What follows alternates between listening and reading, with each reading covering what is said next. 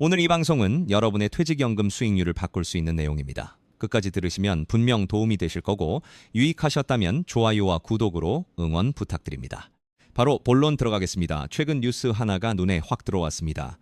미래에셋증권 퇴직연금 DC형 고객 가운데 잔고 5천만 원 이상이면서 수익률 상위 5%에 해당하는 고객들이 어떤 ETF를 가장 많이 보유하고 있는지를 분석한 기사입니다. 결과가 상당히 흥미롭습니다.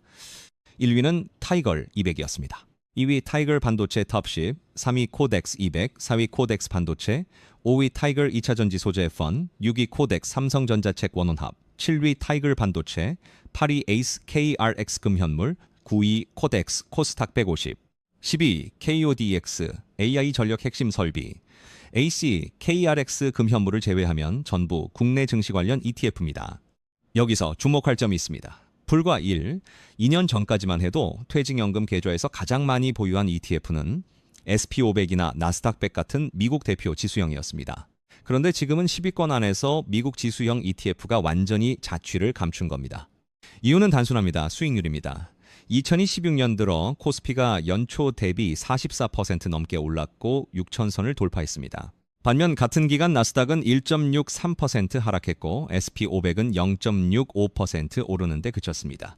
돈은 수익률이 높은 곳으로 흐르게 돼 있습니다. 자, 그런데 이 이야기를 왜 하는 걸까요? 핵심은 이겁니다. 퇴직연금 수익률 상위 계좌와 하위 계좌의 차이가 도대체 어디에서 벌어지느냐? 한국경제가 2016년 1월에 보도한 내용을 보면 소름이 끼칩니다. 미래에셋증권 기준으로 퇴직연금 상위 10% 계좌의 누적 수익률은 101.8%였습니다. 하위 10%는 5.19%였습니다. 같은 1억 원을 넣었다면 상위는 2억 1,800만 원, 하위는 1억 519만 원이 됐다는 뜻입니다. 연평균으로 따지면 상위는 33.9%, 하위는 1.73%입니다. 거의 20배 가까운 차이가 납니다. 그러면 이 엄청난 격차는 어디서 비롯됐을까요? 답은 명확합니다. ETF 투자 비중입니다. 상위 10% 계좌는 ETF 비중이 80.2%에 달했습니다. 반면 하위 10%의 ETF 비중은 36.2%에 불과했고 예금과 현금 같은 안전자산 비중이 49%나 됐습니다. 쉽게 말하면 하위 계좌는 돈의 절반을 거의 놀리고 있었던 겁니다. 이 대목에서 많은 분들이 이렇게 생각하실 겁니다. 나도 ETF 해야 하는 건 알겠는데 어떻게 시작하라는 거야? 바로 그 부분을 지금부터 하나하나 짚어드리겠습니다. 먼저 퇴직연금에서 ETF 투자가 왜 특별한지부터 이해하셔야 합니다. 가장 핵심적인 이유는 세금입니다. 크게 3가지 절세 혜택이 있습니다.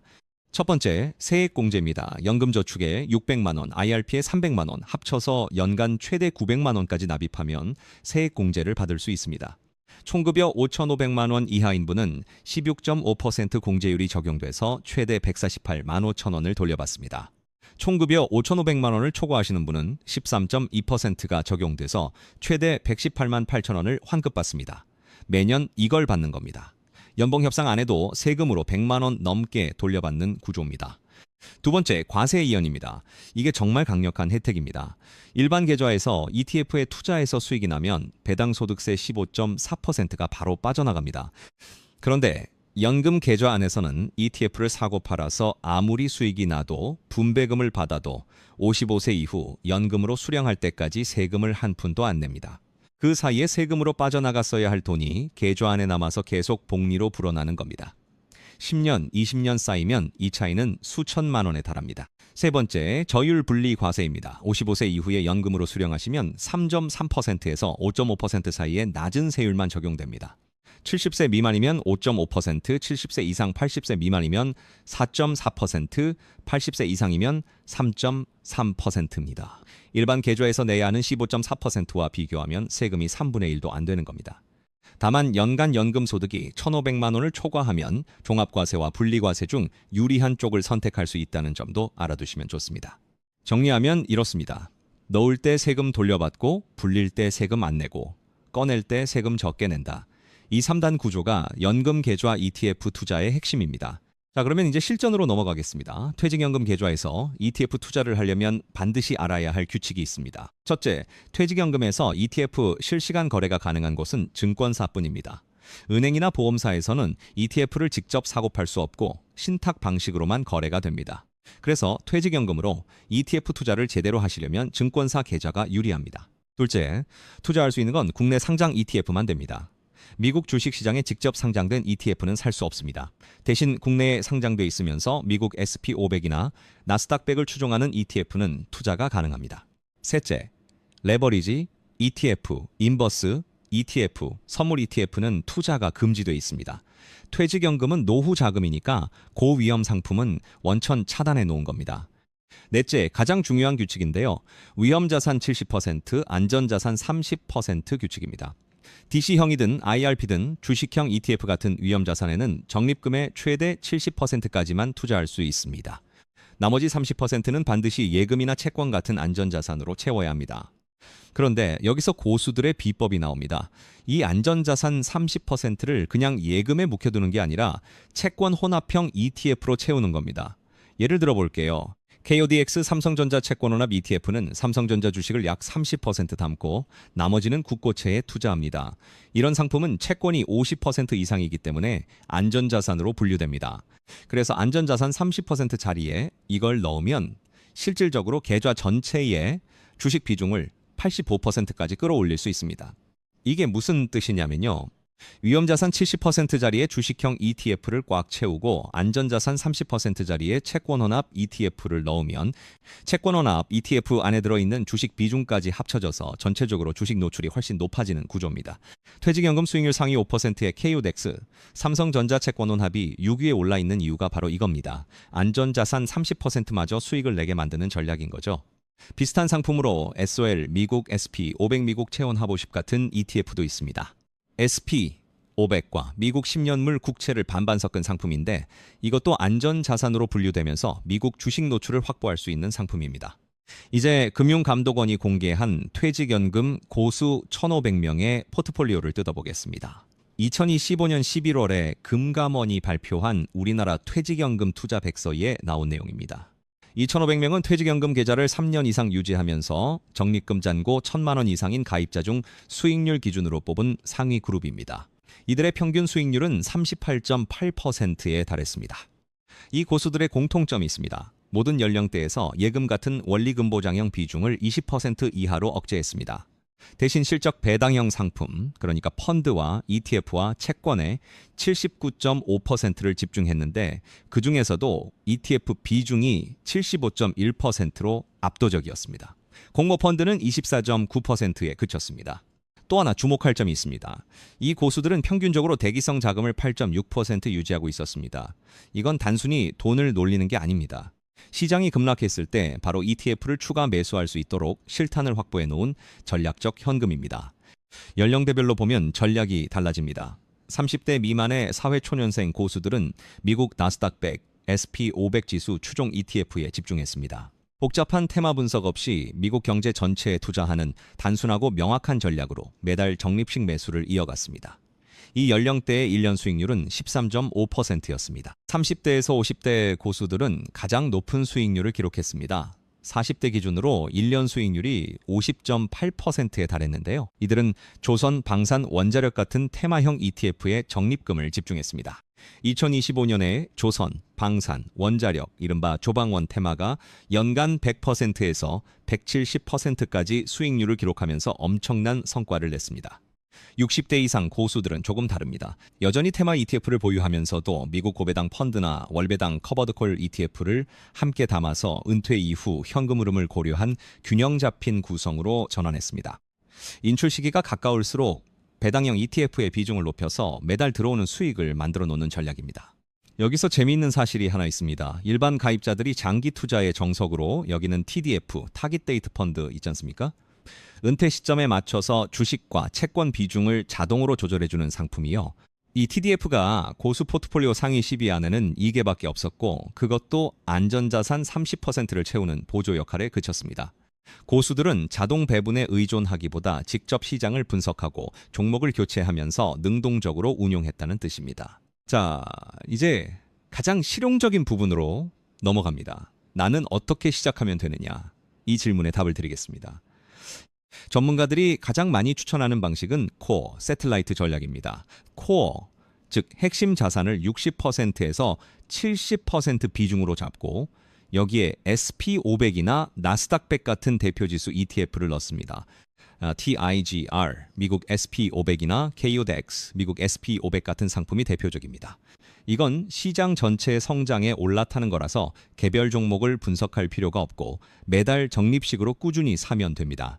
새틀라이트, 즉 위성자산은 10%에서 20% 비중으로 잡고 반도체나 AI나 방산처럼 성장 가능성이 높은 테마 ETF를 담습니다. 이 부분은 시장 상황에 따라 1년 단위로 성과를 확인하고 교체하는 게 좋습니다. 나머지 20%에서 30%는 안전자산으로 채우는데 앞서 말씀드린 대로 채권원합 ETF를 활용하면 수익률을 더 끌어올릴 수 있습니다. 2026년 들어서 흐름이 바뀌고 있다는 점도 말씀드려야겠습니다. 매일경제가 2월에 보도한 내용을 보면 올해 1월 말 기준으로 미래에셋증권의 DC형과 IRP형 계좌내 ETF 투자 금액이 16조 9,600억 원에 달했습니다. 한 달 만에 2조 3,800억 원이 늘어난 규모입니다. DC형과 IRP형 계좌에서 ETF가 차지하는 비중도 각각 46.8%와 48.8%까지 올라서 거의 절반에 육박하고 있습니다. 특히 눈에 띄는 변화는 국내 주식형 ETF로의 자금 이동입니다. 올해 1월 순매수 상위 10개 종목 중에 국내 주식형이 5개나 포함됐습니다. 2024년에는 국내 주식형이 단 1개도 없었고 2025년에는 겨우 1개였던 걸 생각하면 극적인 전환입니다. KODX 코스닥 150이 순매수 2위, 타이절 코스닥 150이 6위, 타이절 반도체 TOPCB 5위를 기록했습니다.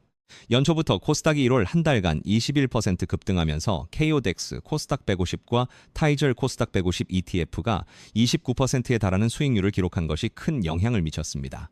정부의 코스닥 활성화 정책과 맞물린 결과입니다. 그렇다고 해서 미국 지수형 ETF를 버려야 한다는 뜻은 아닙니다. 금감원 백서에서 분석한 5년간의 데이터를 보면 미국 SP500과 나스닥 100은 연도를 불문하고 퇴직연금 장기 투자에 가장 검증된 핵심 자산이었습니다. 지금은 국내 증시가 강세이니까 국내 ETF가 상위에 올라왔지만 장기적으로는 미국 지수형을 코어로 유지하면서 시장 상황에 따라 국내 테마를 가미하는 게 안정적인 전략입니다. 2025년에 금 현물 ETF 수익률이 39%에 달하면서 ACE, KRX 금 현물도 고수들의 분산 투자 수단으로 주목받고 있다는 점도 참고하시면 좋겠습니다. 금 ETF는 퇴직연금에서 현물 ETF만 투자 가능하고 선물 ETF는 안 됩니다. 여기서 한 가지 더 제도적인 변화도 알려드리겠습니다. 현행 위험자산 70% 한도에 대해서 고용노동부가 2025년 11월 국회 답변에서 적극적 투자를 지향하는 가입자를 위해 운용 자율성을 확대할 필요성에 공감한다고 밝혔습니다. 퇴직연금 TF를 통한 규제 완화를 검토하겠다는 공식 입장을 낸 겁니다. 이게 실현되면 위험자산 비중을 70% 이상으로 가져갈 수 있게 돼서 더 공격적인 포트폴리오 구성이 가능해집니다. 또한 기금형 퇴직연금 도입 논의도 본격화되고 있습니다. 자본시장연구원은 2026년 자산운용산업 주요 이슈 1순위로 기금형 퇴직연금 도입을 지목했습니다. 기금형이 도입되면 개인이 직접 운용하는 것이 아니라 전문 기금 운용기관이 대규모로 통합 운용하는 방식인데 이 경우에도 ETF는 기금 운용의 핵심 수단이 될 가능성이 높습니다. 이제 정리를 해드리겠습니다.